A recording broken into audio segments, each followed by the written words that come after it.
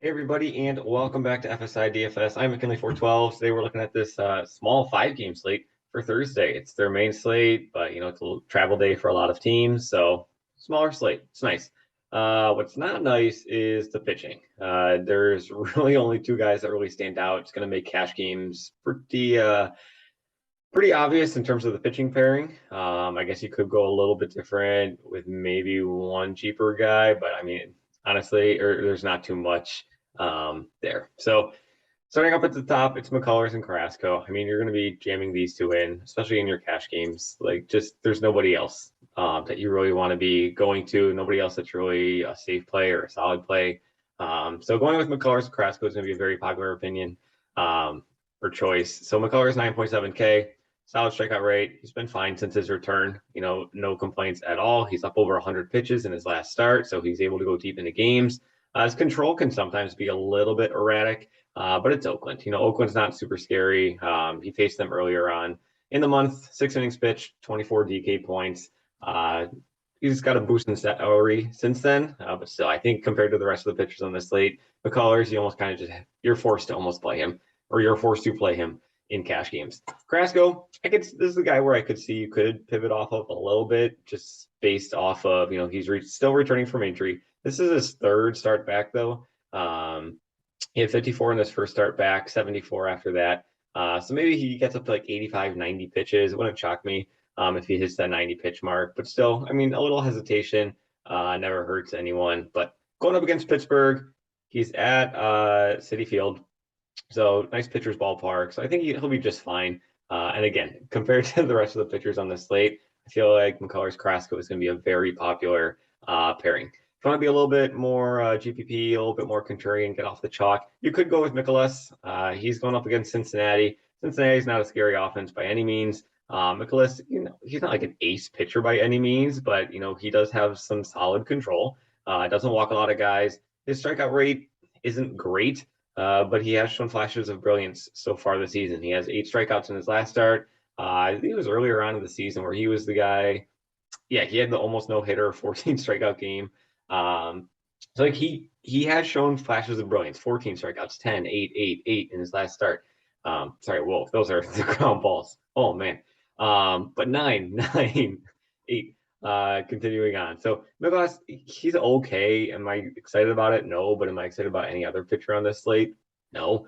So I think he could be fine contrarian play if you do want to go the GPP route. After that, it is all pretty ugly. I mean, I got them ranked here, McCullers, Carrasco, Nicholas, just kind of following the salary tier. But everybody else, I'm not really super interested in. I know I have Mane up at the top here in the mid tier, but I'm not really confident in it. Going up against Arizona, Mane has shown some struggles. Arizona, they got an offense that's starting to do some things, but Mane, he's not doing some things. It's just kind of been pretty ugly. His strikeout rate's down. But yeah, so not a lot of whole interest in him. Bundy against KC. I don't want to touch this Kansas City Minnesota game just because I have a lot of interest in the bats in this Kansas City and Minnesota side. I think this is going to be the place where you're going to find all those fantastic value plays that you're going to need to jam in 2 top pitchers and to jam in a team like Houston and all of their bats. And yeah, everybody else, not too interested. Jameson, I guess you could throw a super punt on this guy. He's min price.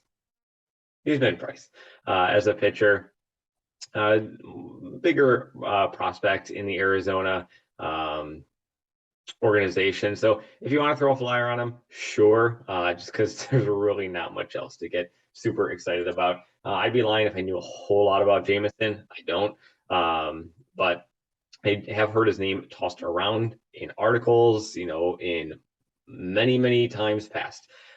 So not super interested, but still a near top prospect for Arizona at min price. You got to have a little bit of interest in there. Yeah, so that's kind of the pitching. It's ugly. So let's turn towards the bats. We'll just kind of go game by game here. Hopefully that's all right with you guys. If not, you can turn off the video, but I'm just going to go this way. New York Mets, best team in the major leagues against right-handed pitching, but man, oh man, have they been struggling in their past 3 games. That Chicago game or the Chicago series, very frustrating. They could not get the offense going. Once again, DeGrom got no run support. And then yesterday with the Peterson debacle, letting up 6 runs and 0.1 innings of play, it was a disaster. But still, today, new day, new opponent, maybe the Mets. They go back to their season best offense against right-handed pitching against Brubaker. Pretty pricey though, pretty pricey, especially if you go with these top guys. Lindor 6.1K. Alonso, not as much interest in him, but the guys I would be targeting are those left-handed bats.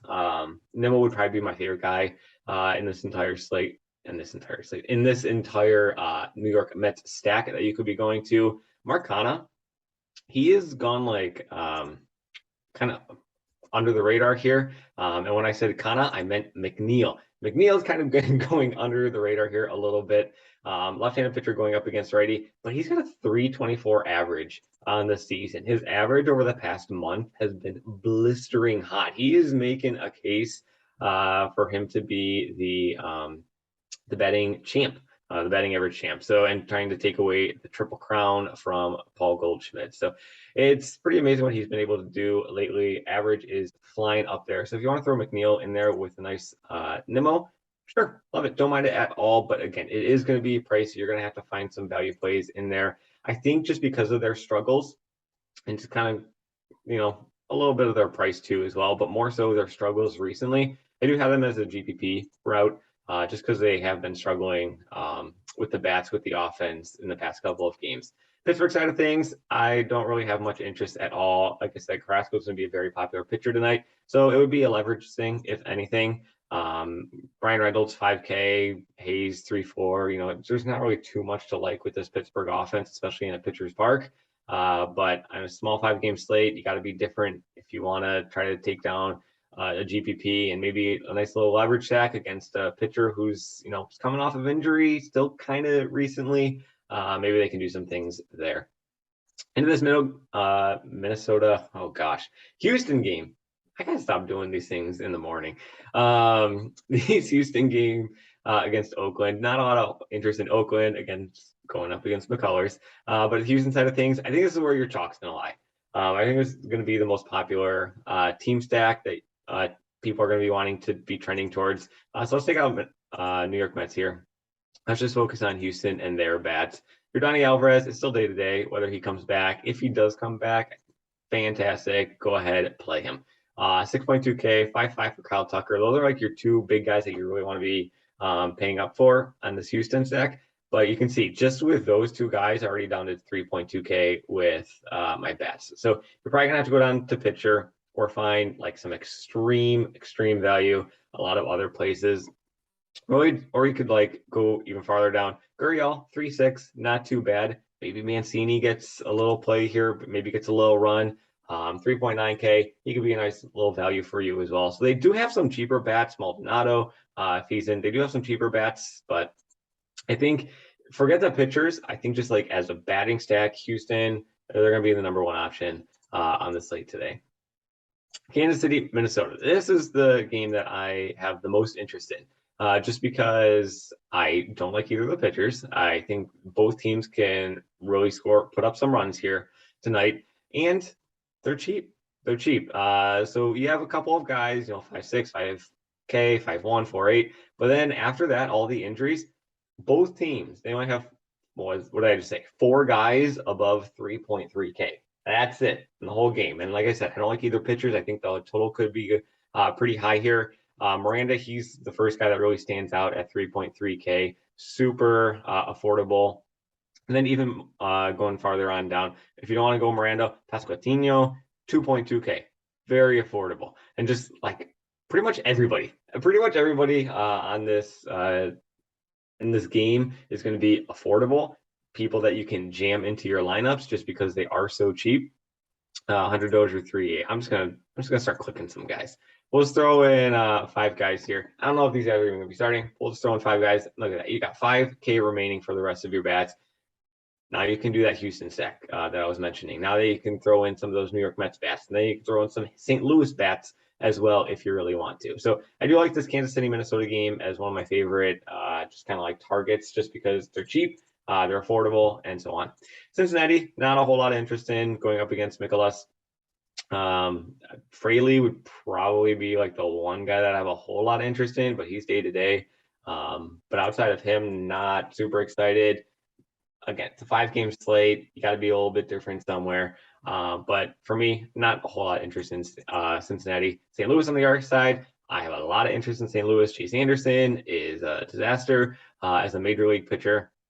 And, these guys are getting a little bit more affordable. They're not as pricey as Houston, which is a nice thing as always. But St. Louis always has those cheap guys that we could be turning towards. Pujols 2.6K, Molina 2.9, Donovan, Nootbaar.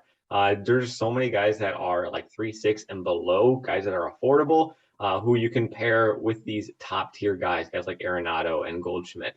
So I think St. Louis is probably my second favorite team stack on the slate today. They might even kind of reach towards the top just because they're a little bit more affordable in the pricing, just because Houston is so expensive, especially if Yordan Alvarez is in. But salary aside, I think Houston is my favorite offense on the slate today.